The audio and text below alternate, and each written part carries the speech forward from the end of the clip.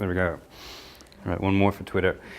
So I'm Charles, this is Colin. So Colin and I have known each other for way back since about 2001. I moved here from Canada and my first job that I got was with Colin, just around the corner actually, not too far down the street here.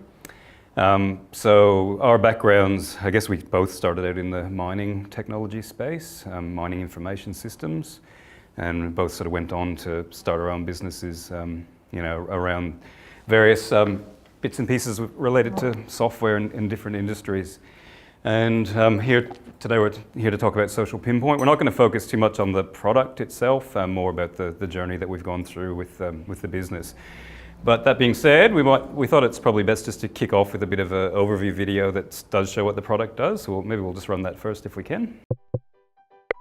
We all know that effective community engagement leads to better project, policy, and strategy outcomes. This has been difficult in the past, as traditional methods only reach a small cross-section of the population and usually the same profile of person. Citizens are increasingly expecting to be involved in decisions affecting them, and they want to engage online. Social media and other generic online tools may increase feedback, but the conversation can quickly become uncontrolled and off-topic. Introducing Social PinPoint, a dedicated community engagement platform. Social PinPoint allows you to quickly sign up, set up, and launch your project. You'll collect quality feedback and information with increased participation rates from a broader audience. With access to live reporting and analytics, you can quickly understand your information and start to find meaningful insights. By involving and understanding your community and stakeholders, you'll make better decisions, which lead to better outcomes for everyone. Social PinPoint, a place to engage your community.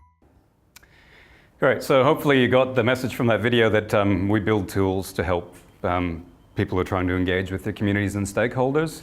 So think about major planning, construction, infrastructure projects. You drive down the street, you see something happening and you don't know what it is, you don't know why it's happening, and you get frustrated because you weren't involved in the planning and decision-making process, because this is where you live and you've got ownership of where you live in your community. When you talk to the people running these projects, they're frustrated as well because they're actually trying to tell you. They want you to know what's happening because that just leads to better outcomes. So we just found that there was a bit of a gap in the market where they needed better tools. So as far as we know, I think we're we're the only platform that we've seen globally that's a pure SaaS model where you pay for a subscription and use self-service tools for community engagement. Most of the other people in this space focus on consultancy revenue, so we saw a bit of an angle to get into it.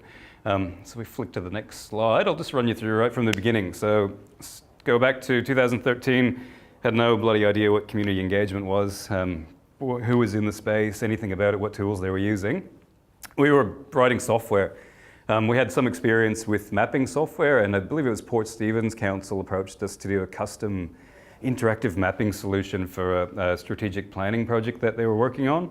So it came across my desk, and Colin at the time was doing a bit of work with us, and sort of had a look and we thought, what the heck is this? And then we had a bit of a look and we kind of understood what it was. I think I overquoted the heck out of the job and was sort of happy to lose it because it was pretty different to what we were doing at the time.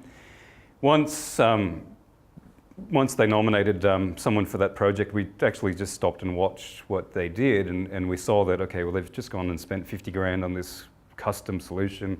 It's pretty ugly, but we saw that there was a use case for what they were doing across a wide range of different projects. So we thought, well, maybe there is a bit of a market here, and maybe it is something that we should have a look at. At the same time, we were pretty keen on exploring the whole SaaS space. So, software as a service, customers come to your website, sign up for a trial, pay by credit card without, having to go to meetings and, deal with them sort of thing. So that's, the holy grail if you can get to that stage.